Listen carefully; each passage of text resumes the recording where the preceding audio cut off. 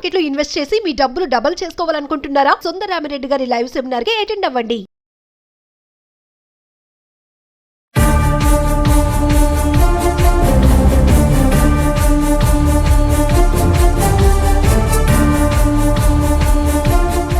నమస్తే, welcome back to Suman TV. Present మనతో పాటు ఉన్నారు ఐఏఎస్ ఆస్పిరెంట్ చిరంజీవి. నమస్తే చిరంజీవి గారు. చిరంజీవి గారు, మరి గ్రూప్ 1 రిజల్ట్స్ అయితే వచ్చాయి, మనం ఒక వీడియోలో మాట్లాడుకున్నాం. మరి ఉద్యోగాలు వచ్చిన వాళ్ళ సంగతి పక్కన పెడితే, మరి నెక్స్ట్ ఎవరైతే ఫెయిల్ అయ్యారో, మరి జాబ్స్ రాలేదో వాళ్ళ భవిష్యత్తు ఏంటి అంటే మీరు ఎక్స్ప్లెయిన్ చేశారు ఏంటి అనేది. మరి ఇప్పుడు చూసుకుంటే అసలు ఈ లూప్ హోల్స్ కానీ, ఈ అవకతవకలు జరగడానికి కానీ అసలు కారణాలు ఏంటి అంటే, ఎక్కడ తప్పు జరిగింది అంటే? ఫస్ట్ 2021 నోటిఫికేషన్ వచ్చినప్పుడు ఇది మనకు ఫస్ట్ ఎగ్జామ్ అయితే కండక్ట్ చేయడం జరిగింది. సో జరుగుతున్న టైంలో పేపర్ లీకేజ్ జరిగింది అప్పుడు. సో పేపర్ లీకేజ్ అవడంతోనే ఇంకా ఈ టీజీపీఎస్సీ గ్రూప్ 1 ఇష్యూ జరగడం స్టార్ట్ అయింది. సో అప్పుడు మనకి ఆ గత ప్రభుత్వం కూడా దీని మీద కమిటీ వేసిందని చెప్పింది. సో ఆ పెర్సన్ పెట్టుకోవడం జరిగింది. సో ఓవరాల్ అది క్యాన్సిల్ అయింది ఎగ్జామ్. ఫస్ట్ అంటే అక్కడ పేపర్ లీకేజ్ ఏంటంటే ఆ సిస్టంలో అయితే ఎవరున్నో ఆ డిపార్ట్మెంట్లో ఉన్న వ్యక్తికే తెలిసి ఉండాలి. అంటే అక్కడ స్ట్రెంత్ అండ్ రూల్స్ లేవు. అంటే సెక్యూరిటీ అనేది మిస్ అయింది. ఒక ఎగ్జామ్ కండక్ట్ చేస్తుందంటే ప్రభుత్వ వ్యవస్థ చాలా కఠినంగా ఉండాలి. అసలు ఆ ఎగ్జామ్ పేపర్ తయారు చేసిన వ్యక్తికి ఆ ప్రింటింగ్ చేసిన వ్యక్తి తప్ప వేరెవరు తెలియకుండా, అంటే మూడో కన్ను కూడా తెలియకూడదు. కానీ తెలిసిందంటే సమ్వేర్ గవర్నమెంట్ ఎక్కడో లూప్ హోల్స్ ఉన్నాయని అర్థం. అంటే ప్రభుత్వం అని చెప్పుకోవచ్చు. సెకండ్ టైం కండక్ట్ చేసినప్పుడు బయోమెట్రిక్ ఇష్యూస్ వచ్చాయి. బయోమెట్రిక్ సరిగ్గా పని చేయకపోవడం కూడా అదొక ఇష్యూ. సో అట్లా 2 టైమ్స్ జరిగింది. అంటే టెక్నికల్గా ఏదైతే బయోమెట్రిక్ ఇష్యూ ఉందో అవి అటువంటి ఇష్యూస్ మనం కరెక్ట్గా స్ట్రెంగ్తెన్ చేయాలి టెక్నాలజీ ఇష్యూస్ పరంగా. ఇక ఈ 2 ఇష్యూస్ పక్కన పెడితే కనుక ఇంకా నెక్స్ట్ ఓవరాల్గా మెయిన్స్ ఎగ్జామ్ జరిగింది. రీసెంట్గా మెయిన్స్ ఎగ్జామ్ జరిగినప్పుడు ఇష్యూ అక్కడ స్టార్ట్ అయిందండి. ఏంటంటే ప్రిలిమ్స్కి మెయిన్స్కి సేమ్ హాల్ టికెట్స్ రావాలి యాక్చువల్గా. అంటే నెంబర్ సేమ్ రావాలి కానీ డిఫరెంట్ హాల్ టికెట్స్ నెంబర్స్ వచ్చాయి. కన్ఫ్యూజన్. సో అక్కడ ఇష్యూ స్టార్ట్ అయింది. అది సరిపోయింది. ఇక నెక్స్ట్ ఈ కోర్టు ఉమెన్స్లో అయితే ఒకే రూమ్లోని సేమ్ నెంబర్స్, ఒకే వర్షన్ నెంబర్స్ అందరూ క్వాలిఫై అయిపోయారు. ఒకే ఆర్డర్లో క్వాలిఫై ఒక రూమ్లో అయితే 3, 4, 5 క్వాలిఫై అయిపోయారు.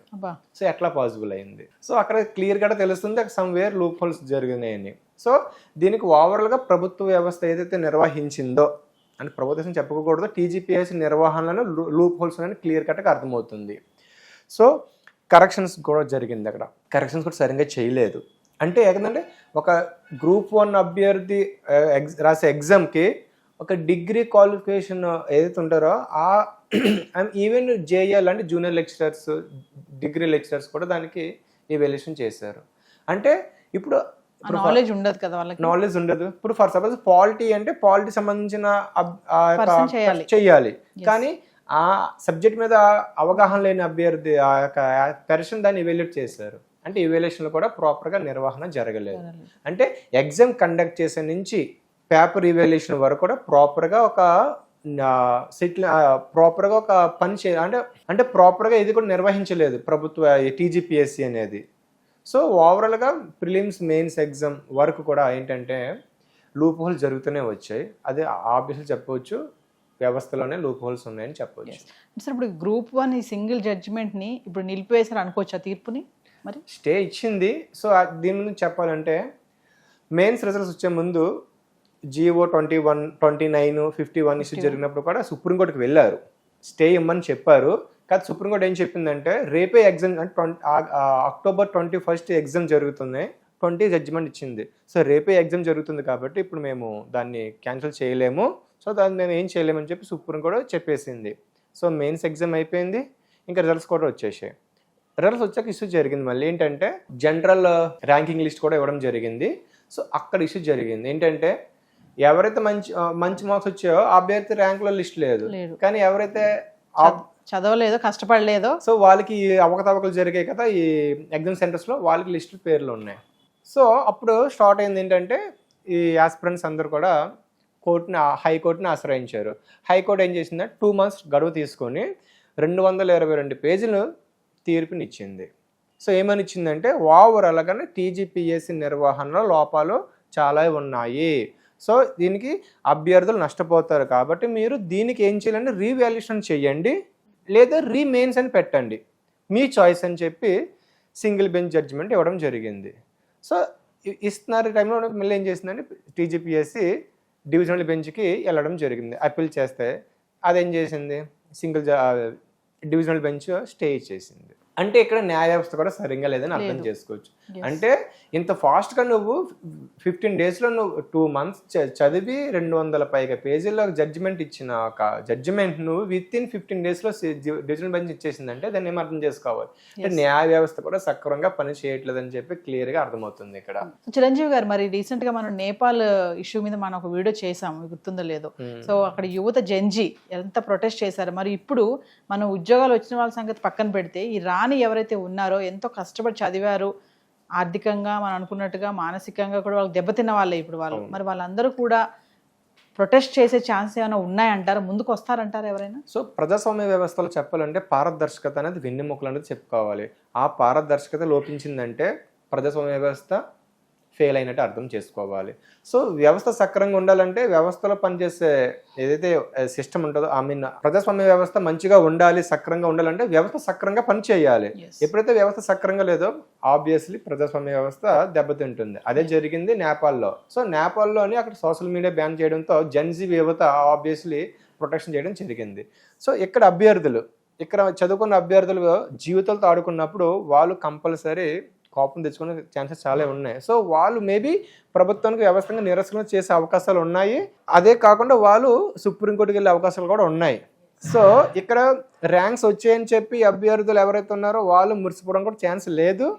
సో అలాగే ఇప్పుడు ఎవరైతే బాధపడుతున్నారో వాళ్ళు బాధపడడానికి కూడా ఛాన్స్ లేదు. ఎందుకంటే మన పక్క రాష్ట్రం ఏదైతే ఉందో ఆంధ్రప్రదేశ్లో కూడా 2018లో ఇష్యూ అలా జరుగుతుంది. ర్యాంక్స్ వచ్చాయి, వాళ్ళు పోస్టింగ్లో ఉన్నారు, కానీ వాళ్ళు తెలియని టెన్షన్ ఉంది ఏ టైంలో ఏం జరుగుతుంది అనేది.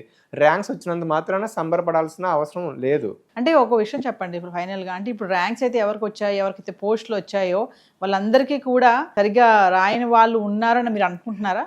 ఆబ్వియస్లీ ఉన్నారండి. ఎందుకు మా ఫ్రెండ్ కూడా మంచిగా ప్రిపేర్ అయ్యాడు, ఇవాల్యుయేషన్లోని మంచి మార్క్స్ రాలేదు, మంచిగా రాసిన మార్క్స్ రాలేదు, కానీ ఎవరైతే మంచిగా రాలేదో వాళ్ళకి మంచి మార్క్స్ తోని ర్యాంక్ వచ్చాయి. ఎలా చెప్తారు మీరు వాళ్ళు మంచిగా రాయలేదు వాళ్ళకి వచ్చాయి మార్క్స్ అని? ఆబ్వియస్లీ రివాల్యుయేషన్ ఇక్కడ ఎందుకు జడ్జిమెంట్ రివాల్యుయేషన్ పెట్టమంది అంటే రివాల్యుయేషన్ చేస్తారు, అందులోనే అవకతవకలు జరిగిన క్లియర్ కట్గా అర్థమవుతుంది. తెలుగు మీడియం అభ్యర్థి కూడా చాలా మంది నష్టపోయారంటే దాన్ని బట్టి అర్థం చేసుకోవచ్చు. ఎందుకంటే మంచిగా రాసిన అభ్యర్థి మంచిగా మార్కులు రాలేదు, ఎవరైతే మంచిగా రాలేదో వాళ్ళకి మార్క్స్ వచ్చింది, దాని అర్థం ఏంటి? సో అది అర్థమవుతుంది క్లియర్ కట్గా.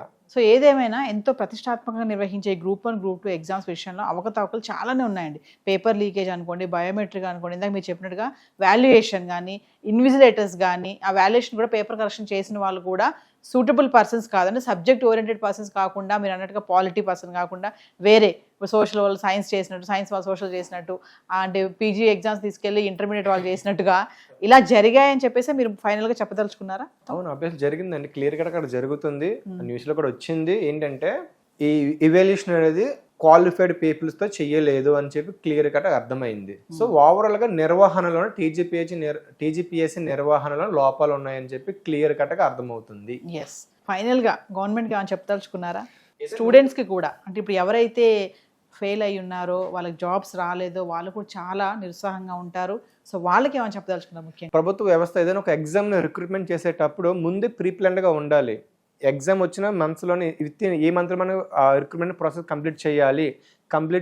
అట్ ద సేమ్ టైం గతంలో జరిగిన అవకతవకలు జరగకుండా ఉండాలంటే అన్ని విధాలుగా రూల్స్ రెగ్యులేషన్స్ ప్రాపర్గా ఉంచాలి.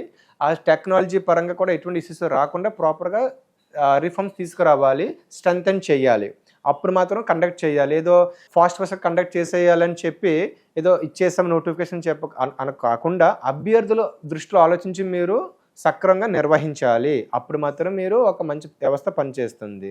సో ఇంకా అభ్యర్థులు కూడా ఎలాగున్నారంటే మ్యామ్, ఇక్కడ వాస్తవానికి ప్రిపేర్ అవుతున్నారు, వాళ్ళు సక్రమంగా ప్రిపేర్ అవ్వాలి, అంటే ఆల్టర్నేటివ్ కూడా ప్రిపేర్ అవ్వాలి. దానికోసమే కాకుండా వేరే ఎగ్జామ్స్ కూడా ప్రిపేర్ అవ్వాలి. ఇన్ కేస్ మనకు రాకపోతే ఇది అన్నట్టుగా ఉండాలి. సో వచ్చే అనే ఉద్దేశంతో కాకుండా రాకపోతే ఏంటి అంటే మైండ్ లో ఉంచుకొని ప్రిపేర్ అవ్వాలి. అప్పుడు మంచి అవకాశాలు ఉంటాయి, సక్సెస్ రేషియో ఉంటుంది. Thank you ma'am.